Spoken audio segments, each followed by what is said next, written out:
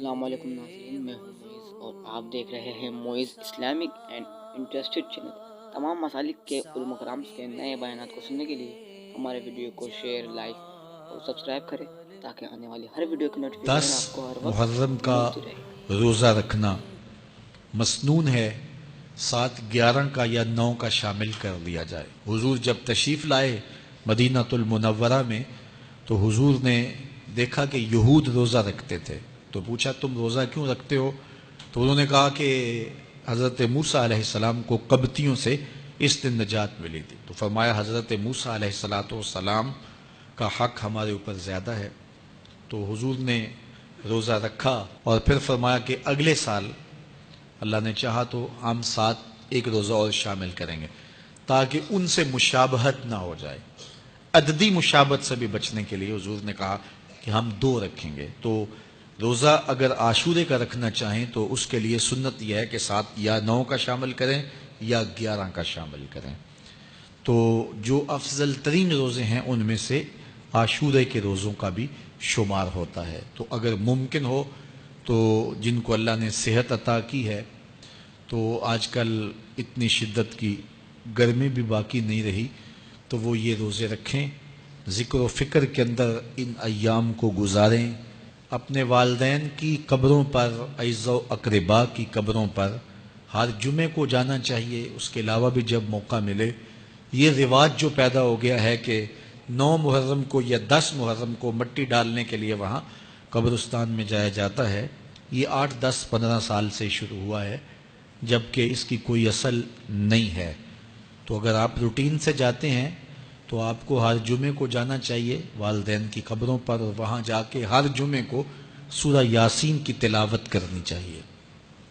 تو سال کے بعد صرف 10 محرم کو یا 9 محرم کو جانا، یہ بہرحال اس دور کی ایجاد ہے، یہ کوئی مسنون نہیں ہے اور یہ کوئی سنت نہیں ہے۔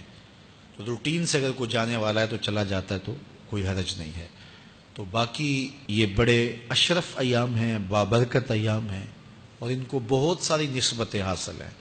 حضرت امام حسین رضی اللہ تعالی عنہ کی شہادت کے ساتھ یوم عاشور کو نسبت حاصل ہے، اور اس کے علاوہ بھی بہت سارے عالی مرتبت جو ہے وہ ہستیوں کے وصال کا دن بھی ہے، اور بہت سارے واقعات اس دن جو ہے وہ روح پذیر ہوئے ہیں۔ تو یہ اس لحاظ سے بہت ہی بابرکت اور جو ہے وہ مبارک یوم ہے۔ تو اس دن کو ذکر و فکر میں، عبادات میں بسر کیجئے گا، اور اپنی زندگی کی ایک ایک ساعت کو اللہ اور اس کے رسول کے نام پر لگا دینے کے جذبوں سے سرشار ہو کے زندگی گزاریے گا۔ حضرت امام پاک انہوں نے اپنی زندگی دین کے لیے قربان کر دی۔ تو یہ 10 محرم ہمیں سبق دیتا ہے، اور ہم اس دن عہد کرتے ہیں اگر انہوں نے اپنے بچے بھی قربان کر دیے اور اپنی اولادیں بھی بھوک اور پیاس میں قربان کر دیں، تو ہم بھی یہ عزم کر۔ دنیا کے اوپر کتنی ملتیں مسخ ہو گئی ہیں، کتنے ادیان ہیں اپنی اصلی شکل کھو گئے ہیں۔ آپ تاریخ کا مطالعہ کر کے دیکھیں، الہامی ادیان اور غیر الہامی ادیان، مذاہب، دھرم، ان کا تشخص مٹ کے رہ گیا۔ لوگوں نے تحریفات کر لیں، اللہ کی کتابوں کو تبدیل کر دیا۔ یہ ہوا ماضی کے اندر۔ آج دین عیسوی کو تلاش کرنے نکلو تو حقیقی دین آپ کو نہیں ملے گا۔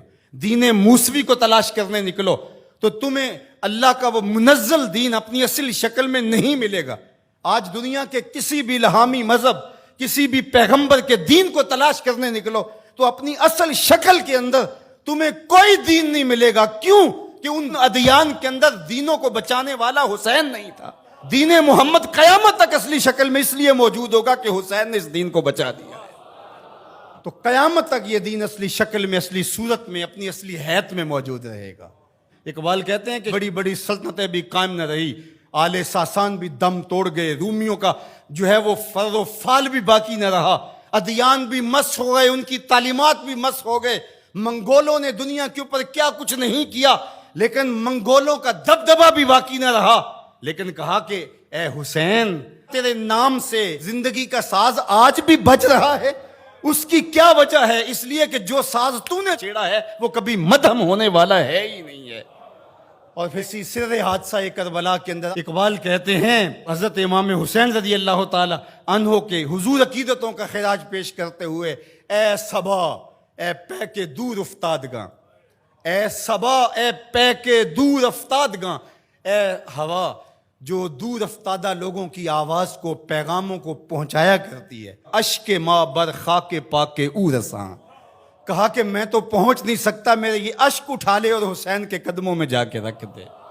یہ تڑپ رہی ہے امت حسین آپ کے غم میں، صدیاں گزر گئی، ان کے کلیجے اب بھی زخمی ہیں۔ حسین وہ تیر جو آپ پہ برسے تھے وہ آج تک امت کے سینوں پہ برس رہے ہیں، وہ زخم مندمل نہیں ہوئے، وہ درد کم نہیں ہوئے، آج بھی امت بھگت رہی ہے، سہ رہی ہے۔ حسین جو زخم تیرے تھے، پوری کائنات ان زخموں کی کس کو محسوس کر رہی ہے۔ اے صبا اے پے کے دور افتادگاں، اشک ماں بر خاک پاک او رساں، میرے آنسو اٹھا کے لے جا اے ہوا، تو آبی بخارات کی شکل کے اندر چیزیں اٹھاتی ہیں اور پھر می برساتی ہے، آج تو جذب کرنے آئی ہے تو اے ہوا اے صبا تو میرے آنسو جذب کر اور جا کے امام حسین کے قدموں میں برس جا، میرے آنسو ان قدموں پر نچھاور کر اور پھر جھک کے سلامی دے کے کہنا، اے حسین ابن علی تم پر سلام، نازش آل نبی تم پر سلام، تم پہ لاکھوں رحمتیں لاکھوں سلام، اے شہیدان محبت کے امام، لالا گوں لالا بدن لالا کفن، اے چمن اندر چمن، زندگی ہی زندگی تیری حیات، اے حیات اندر حیات، افتخار ملت بیضا ہے تو، رب کعبہ کی قسم یکتا ہے تو، فخر کا دل میں دریچہ باز کرنا چاہیے، جن کا تو آقا ہے ان کو ناز کرنا چاہیے۔ یہ ناز کا انداز ہے، یہ ناز کا ایک رنگ ہے کہ ہم عقیدتوں کے کشکول ہاتھ میں لیے چراغاں کر رہے ہیں اور محبتوں کا خراج پیش کر رہے ہیں اور عقیدتوں کے پھول ان کے قدموں میں رکھ کر کے اپنی نجات کا سامان کر رہے ہیں، اور قیامت تک ان کا نام بھی رہے گا، ان کا پیغام بھی رہے گا۔ یزید کل بھی مرد آباد تھا، یزید آج بھی مرد آباد ہے، حسین کل بھی زندہ آباد تھا، حسین آج بھی زندہ آباد ہے، اور قیامت کے دن جوانان جنت کے سردار جب اپنی شان و شوکت کے ساتھ حشر کے میدان میں آئیں گے تو پھر حسین کی شان تو دیکھنے والی ہوگی، لوگ حضرت امام حسین کی سواری کو دیکھ رہے ہوں گے، یہ رسول اللہ کا شہزادہ جا رہا ہے۔ کائنات میں اتنے آنسو کسی کے لیے نہیں بہے جتنے جناب حسین کے لیے بہے، اتنی سسکیاں اتنی آہیں کسی اور کے لیے نہیں دیکھی گئیں جو حضرت امام حسین رضی اللہ تعالی عنہ کے لیے عقیدت اور محبتوں کے اندر، پیار اور الفتوں کے اندر یہ اظہار عقیدت کے طور پہ یہ سارے منظرنامے رقم ہوئے۔